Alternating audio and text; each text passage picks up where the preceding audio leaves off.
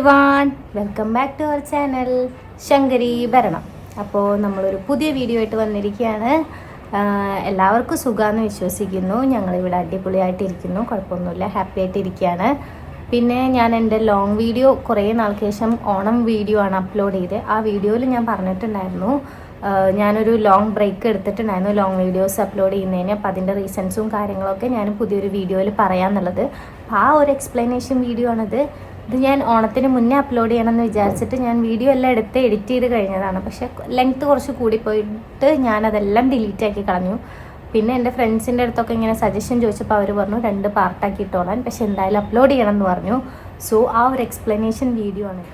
അപ്പോൾ ഞാൻ ഇത്രയും കാലം ലോങ് വീഡിയോസ് ഒന്നും അപ്ലോഡ് ചെയ്തിട്ടുണ്ടായിരുന്നില്ല. അതിൻ്റെ റീസൺ വേറൊന്നുമല്ല, ഞാനൊരു കോഴ്സ് ചെയ്യായിരുന്നു, മെഡിക്കൽ കോഡിംഗ് എന്ന് പറഞ്ഞിട്ട് ഒരു കോഴ്സ് ചെയ്യായിരുന്നു. ഞാൻ പഠിച്ചത് ആരോൺ അക്കാദമിയിലാണ് ഞാൻ പഠിച്ചത്.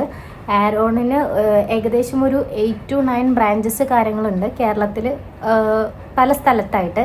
അപ്പം ഞാൻ ഓൺലൈനായിട്ടാണ് പഠിച്ചത്. അവർക്ക് ഓൺലൈൻ ബാച്ചസും ഓഫ്ലൈൻ ബാച്ചസും ഒക്കെ അവൈലബിൾ ആണ്. അപ്പം ഞാൻ ഓൺലൈനായിട്ടാണ് പഠിച്ചത്. ഞങ്ങളുടെ ബാച്ച് എന്ന് പറഞ്ഞാൽ February 26 അത് സ്റ്റാർട്ട് ചെയ്തത്.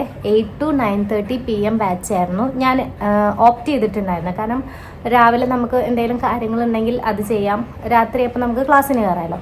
അപ്പോൾ 3 month കോഴ്സായിരുന്നു. അതിൻ്റെ ഡ്യൂറേഷൻ വരുന്നത് 3 months ആയിരുന്നു. ഞങ്ങൾക്ക് 4 ടീച്ചേഴ്സാണ് ഉണ്ടായിരുന്നത്: രശ്മി മാം, സ്നേഹ മാം, ആൻസി മാം ആൻഡ് നീനു മാം.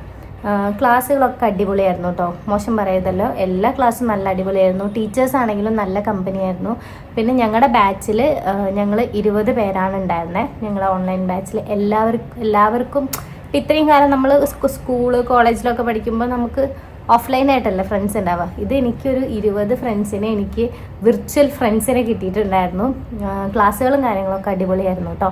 എന്താണെന്നറിയില്ല, ഞങ്ങളുടെ ഇടയിൽ തന്നെ നല്ലൊരു ബോണ്ടും കാര്യങ്ങളൊക്കെ വന്നു. ഓൺലൈൻ ബാച്ച് ആണെങ്കിൽ കൂടിയിട്ട് അത് ഞങ്ങളുടെ ടീച്ചേഴ്സും ഇടയ്ക്കിടയ്ക്ക് എടുത്തെടുത്ത് പറയലുണ്ട് കേട്ടോ, ഓൺലൈൻ ബാച്ചസിൽ ഒരു ബോണ്ടിങ് കാണുന്നത് നിങ്ങളുടെ ബാച്ചിലാണെന്നുള്ളത്. 3 month കോഴ്സായിരുന്നു. അത് കഴിഞ്ഞിട്ട് ഞങ്ങൾക്ക് 1 മാസം പ്രിപ്പറേഷൻ ബാച്ച് ഉണ്ടായിരുന്നു. അപ്പോൾ July 2 ഞങ്ങൾ പ്രിപ്പറേഷൻ ബാച്ചിന് കയറിയത്. അത് കഴിഞ്ഞിട്ട് ഇപ്പോൾ August 29 എൻ്റെ CPC എക്സാം വന്നിട്ടുണ്ടായിരുന്നത്. അപ്പോൾ August 29 എക്സാം കഴിഞ്ഞു. 13th മോർണിംഗ് ഒരു 2:30 ഒക്കെ ആകുമ്പോൾ റിസൾട്ട് വന്നു. ഞാൻ പാസ്സായി. എനിക്ക് 89% ഉണ്ടായിരുന്നു. ഞങ്ങൾ 3 പേരാണ് ഞങ്ങൾ ഒന്നിച്ച് എക്സാം എഴുതി. ഞാൻ, ശിശിര, രമ്യ, ഞങ്ങൾ 3 പേരും പാസ്സായി. അവർക്ക് 90 and 91 ഉണ്ടായിരുന്നു. എല്ലാവരും നല്ല മാർക്കോട് കൂടിയിട്ടാണ് പാസ്സായത്. അപ്പോൾ ഓൺലൈനിൽ എനിക്ക് അങ്ങനെ ഒരു 20 പിള്ളേരെ ഫ്രണ്ട്സായിട്ട് കിട്ടിയിട്ടുണ്ടെങ്കിൽ ഞങ്ങൾ പ്രിപ്പറേഷൻ ബാച്ച് ഞങ്ങൾ ഓഫ്ലൈനായിട്ടാണ് ചെയ്തത്. കാരണം എന്തായാലും വീട്ടിലിരുന്നാൽ പഠിക്കില്ല എന്നുള്ളൊരു കോൺഫിഡൻസ് നന്നായിട്ടുണ്ടായിരുന്നു. കാരണം എത്രയായാലും നമ്മൾ ക്ലാസ്സിലിരുന്ന് പഠിക്കുന്ന അത്ര വരില്ലല്ലോ. അപ്പോൾ ഞാൻ തൃശ്ശൂർ ബ്രാഞ്ചിൽ പോയിട്ടായിരുന്നു പ്രിപ്പറേഷൻ ബാച്ച് അറ്റൻഡ് ചെയ്തിട്ടുണ്ടായിരുന്നത്. അവിടെ ആൻസി മാമും പ്രസീത മാമും ജയലക്ഷ്മി മാമും ഒക്കെ ഉണ്ടായിരുന്നു. അങ്ങനെ ഞങ്ങൾക്ക് അവിടുന്ന് പുതിയൊരു 3 ഫ്രണ്ട്സിനെ കിട്ടി: നന്ദിത, ആര്യ, ജിസ്ന. അത് കഴിഞ്ഞിട്ട് ഞങ്ങളുടെ തൊട്ട് മുന്നത്തെ ബാച്ചുകളും ഞങ്ങൾ തൊട്ട് ശേഷം വന്ന ബാച്ചുകളൊക്കെ ആയിട്ട് ഒരുപാട് ഫ്രണ്ട്സിനെ അവിടെ നിന്ന് കിട്ടി. ആൻഡ് കുറേ കാലം കോളേജിൽ നിന്നൊക്കെ കഴിഞ്ഞിട്ട് കുറേ ഒരു ഗ്യാപ്പ് എടുത്തുകൊണ്ട് തന്നെ ഞങ്ങൾക്ക് അവിടെ ഫ്രഷേഴ്സ് ഡേ കാര്യങ്ങളൊക്കെ ഉണ്ടായിരുന്നു. ഫ്രഷേഴ്സ് ഡേ എന്നൊക്കെ പറഞ്ഞു കഴിഞ്ഞാൽ അടിപൊളിയായിരുന്നു. ഞാൻ അതിൻ്റെ എല്ലാം ക്ലിപ്പിങ്സ് എടുത്ത് വെച്ചിട്ടുണ്ട്. വൺസ് എക്സാം എഴുതി പാസ്സാവോ ഇല്ലേന്ന് അറിയാത്തതുകൊണ്ട് ക്ലിപ്പിങ്സ് എല്ലാം എടുത്ത് വെച്ച് എക്സാം എഴുതി പാസ്സായി കഴിഞ്ഞ് കഴിഞ്ഞാൽ പോസ്റ്റ് ചെയ്യുക എന്നുള്ള രീതിയിൽ വെച്ച ക്ലിപ്പിങ്സ് ആയിരുന്നു. അതെല്ലാം ഞാൻ ഈ വീഡിയോയിൽ ആഡ് ചെയ്ത് കൊടുക്കാം കേട്ടോ. അപ്പോൾ ഫ്രഷേഴ്സ് ഡേ ഉണ്ടായിരുന്നു. ഫ്രഷേഴ്സ് ഡേക്ക് ഞാനും ശിശിരയാണ് ആങ്കറിങ് ഒക്കെ ചെയ്തിട്ടുണ്ടായിരുന്നത്. അപ്പോൾ കുറേ കാലത്തിന് ശേഷം മൈക്കൊക്കെ കയ്യിലെടുത്ത് പണ്ടത്തെ ആ ഒരു സംഭവമൊക്കെ പുറത്ത് വന്ന സമയത്ത് ഭയങ്കര ഹാപ്പി ആയിരുന്നു കേട്ടോ. കാരണം നമുക്ക് നഷ്ടപ്പെട്ടത് എന്തൊക്കെയോ തിരിച്ച് കിട്ടി എന്നുള്ളൊരു ഫീലായിരുന്നു ആ സമയത്ത് നമുക്ക് ഉണ്ടായിരുന്നത്. ഈ ഒരു മാസം നല്ല അടിപൊളിയായിട്ട് ഞങ്ങൾ ആഘോഷിച്ചിട്ടുണ്ടെന്നും പറയാം, ആസ്വദിച്ചിട്ടുണ്ടെന്നും പറയാം. കാരണം ഒരു കോളേജ് ലൈഫ് തിരിച്ച് കിട്ടിയ പോലെ. ഞങ്ങൾക്ക് 10 to 4:30 വരെയായിരുന്നു ക്ലാസ്സും കാര്യങ്ങളും ഉണ്ടായിരുന്നത്. അറിയാലോ, തൃശ്ശൂർ പോകുന്ന സമയത്ത് നല്ല ബ്ലോക്കും കാര്യങ്ങളൊക്കെയാണ്. അപ്പം ഞാൻ വീട്ടിൽ നിന്ന് ഒരു 7:30 ആകുമ്പോൾ ഇറങ്ങും. എന്നാലാണ് ബ്ലോക്കൊന്നും കിട്ടാണ്ട് നമ്മൾ തൃശ്ശൂർ എത്തുള്ളൂ. അത് കഴിഞ്ഞ് 4:30 ആകുമ്പോൾ ക്ലാസ് കഴിഞ്ഞ് കഴിഞ്ഞാൽ ഒരു 6:30 ആകും വീട്ടിലെത്താൻ. ആക്ച്വലി ഈ ബസ്സിൽ പോകേണ്ട കേസ് പറയുന്ന സമയത്ത് ഞാൻ രാവിലെ എന്നും പോവാ ഒരു 7:30 ബ്ലൂ ഡയമണ്ടിലാണ് ഞാൻ പോവാറ്. കോഴിക്കോട് ബസ്സാണെങ്കിലും ഫാസ്റ്റ് ആണെങ്കിലും അത് ഞങ്ങളുടെ സ്റ്റോപ്പിൽ അത് നിർത്തി തരാറുണ്ട്. അപ്പോൾ എനിക്ക് ബസ്സിൽ ഞങ്ങൾ കുറച്ച് പേര്, ഒരു ഫ്രണ്ട്സ് ഉണ്ടായിരുന്നു, ഒരു ടീം സെറ്റ് പിള്ളേരുണ്ടായിരുന്നു. അപ്പോൾ എപ്പോഴും കയറി കഴിഞ്ഞ് കഴിഞ്ഞാൽ എന്തെങ്കിലുമൊക്കെ പറഞ്ഞ് കലപില പറഞ്ഞിട്ടാണ് പോവുക. അപ്പോൾ ബസ്സൊന്നും ഇങ്ങനെ സംസാരിച്ച് അവിടെ എത്തിയിട്ടും സംസാരിച്ച് എല്ലാം കൊണ്ട് തിരിച്ച് വീട്ടിൽ വരുമ്പോഴേക്കും നമുക്ക് തലവേദന പിടിക്കും. പക്ഷെ എന്നാൽ പോലും നമ്മൾ പോകുന്ന സ്ഥലത്തൊക്കെ നമ്മളെ ഇങ്ങനെ ഫ്രണ്ട്സിനെ ഇങ്ങനെ ആക്കിയിട്ടാണ് പോയിരുന്നത്. അപ്പോൾ ആ ഒരു കാര്യം ഞാൻ എന്തായാലും മെൻഷൻ ചെയ്യണം. കാരണം തമന്ന എന്ന് പറഞ്ഞിട്ടും അൻസിയ എന്ന് പറഞ്ഞിട്ടും 2 പിള്ളേരുണ്ടായിരുന്നു. നല്ല കമ്പനിയായിരുന്നു അവരുടെ അടുത്ത്. രാവിലെ കയറുന്നതേ ഇവരോട് വർത്താനം പറയണമല്ലോ എന്നുള്ളൊരു മൈൻഡിലാണ് കയറുക. വൈകുന്നേരം പിന്നെ നമുക്ക് അങ്ങനെ സ്ഥിരം ബസ്സൊന്നുമില്ല, കിട്ടുന്ന ബസ് കയറിയിട്ട് വീട്ടിൽ വരിക എന്നുള്ളൊരു അവസ്ഥയുള്ളൂ. ഭയങ്കര ഹെക്ടിക്കായിരുന്നു ആ സമയത്ത്. പക്ഷെ എന്നാൽ പോലും ഭയങ്കര എൻജോയ് ചെയ്തിട്ട് പഠിച്ച ഒരു സമയമായിരുന്നു അത്. അപ്പോൾ ഞാൻ ഫ്രഷേഴ്സ് ഡേൻ്റെ വീഡിയോസും കാര്യങ്ങളൊക്കെ ഇതിൽ ആഡ് ചെയ്ത് കൊടുക്കും. ഇത് ഞങ്ങളുടെ ഫ്രഷേഴ്സ് ഡേ പ്രോഗ്രാമിൻ്റെ ആയിരുന്നേ. ഞങ്ങൾ പുതിയതായിട്ട് വന്ന പിള്ളേർക്ക് ചെറിയ ടാസ്കും കാര്യങ്ങളൊക്കെ കൊടുത്തിട്ടുണ്ടായിരുന്നു. അപ്പോൾ അതിൻ്റെ കുറേ ക്ലിപ്പിങ്സും കാര്യങ്ങളൊക്കെയാണ്. ആക്ച്വലി എനിക്കിത് ഒറിജിനൽ ഓഡിയോയോട് കൂടിയിട്ട് വെക്കണമെന്നുണ്ടായിരുന്നു. പക്ഷേ കോപ്പിറൈറ്റും ഇഷ്യൂസും ഒക്കെ വരുമോയെന്ന് അറിയില്ല. കാരണം ബാക്ക്ഗ്രൗണ്ടിൽ പാട്ട് ഓടുന്നതുകൊണ്ട് മിക്കവാറും ഇത് അപ്ലോഡ് ചെയ്യുന്ന സമയത്ത് കോപ്പിറൈറ്റും ഇഷ്യൂസും കാര്യങ്ങളൊക്കെ വരാൻ സാധ്യതയുണ്ട്.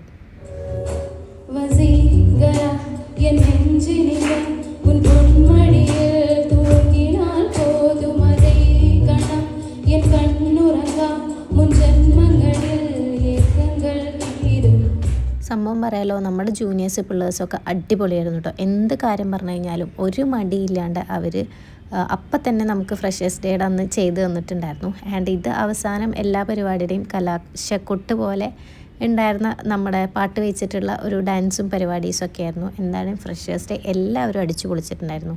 ആൻഡ് ഫൈനലി എല്ലാം കഴിഞ്ഞ് നമുക്ക് ചെറിയ രീതിയിലുള്ള സ്നാക്സും കാര്യങ്ങളൊക്കെ കിട്ടിയായിരുന്നു. ആൻഡ് ലാസ്റ്റ് വരുന്നതാണ് നമ്മുടെ ആരോൺ ഫാമിലി. പിന്നെ ഇതിൻ്റെ ഇടയിൽ എന്ന് വെച്ച് കഴിഞ്ഞാൽ ശങ്കുണ്ണിയും ഒരുപാട് അഡ്ജസ്റ്റ് ചെയ്തിട്ടുണ്ട് കേട്ടോ. കാരണം എൻ്റെ വീട്ടിൽ എൻ്റെ അച്ഛനും അമ്മയും അനിയത്തി ഉണ്ടാവുക.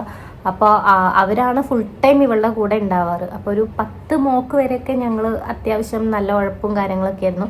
10 മോക്ക് കഴിഞ്ഞ സമയത്ത് ടീച്ചേഴ്സ് ഞങ്ങളെ പിടിച്ച് ശരിക്കൊന്ന് കുടഞ്ഞതിൻ്റെ ശേഷമാണ് ഞങ്ങൾ കുറച്ചും കൂടെ സീരിയസ് ആവാൻ തുടങ്ങിയത്.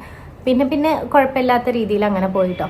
അപ്പോൾ അതൊക്കെ കഴിഞ്ഞതിന് ശേഷം ഈ എക്സാം അടുത്തോട് കൂടിയിട്ട് നമുക്ക് സ്വാഭാവികമായിട്ടും ടെൻഷനാവും. പിന്നെ പഠിക്കാനുള്ള കാര്യങ്ങൾ കാരണം അപ് ടു ഡേറ്റ് ആയിട്ട് നമ്മളങ്ങനെ പഠിച്ചു വരുന്ന ഒരാളെന്നല്ലോ. പഠിക്കാൻ കുറേ സാധനങ്ങൾ വരും. അപ്പോൾ വീട്ടിലെത്തിക്കഴിഞ്ഞാൽ എനിക്ക് ശരിക്കും ശങ്കുവിനെ അങ്ങനെ നോക്കാനോ അവളുടെ കൂടെ അങ്ങനെ ടൈം സ്പെൻഡ് ചെയ്യാൻ എന്നെക്കൊണ്ട് പറ്റുന്ന പോലെ ഞാൻ ചെയ്തിട്ടുണ്ട്. പക്ഷേ ചില സമയത്തൊന്നും അങ്ങനെ പറ്റാറില്ല. പക്ഷെ ആ സമയത്ത് ശങ്കും ഭയങ്കര അഡ്ജസ്റ്റബിൾ ആയിരുന്നു. കാരണം ഞാനില്ലെങ്കിലും കുഴപ്പമില്ല എന്നുള്ള രീതിയിൽ അവൾ എൻ്റെ അമ്മയുടെയും അച്ഛൻ്റെയും അനിയത്തിൻ്റെയും കൂടെയൊക്കെ ഫുൾ ഹാപ്പി ആയിരുന്നു.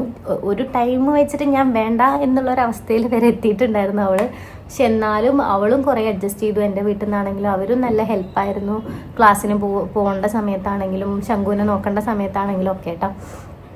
അങ്ങനെ പിന്നെ ഞാൻ ഈ വീഡിയോൻ്റെ ഇടയിൽ ഞങ്ങളുടെ ക്ലാസ്സിലുണ്ടായിരുന്ന കുറച്ച് ക്ലിപ്പിങ്സും അങ്ങനെയുള്ള കാര്യങ്ങളൊക്കെ ആഡ് ചെയ്ത് കൊടുക്കാം കേട്ടോ. ഞാൻ എല്ലാം ഇങ്ങനെ കുറച്ചായിട്ട് എടുത്തു വയ്ക്കും.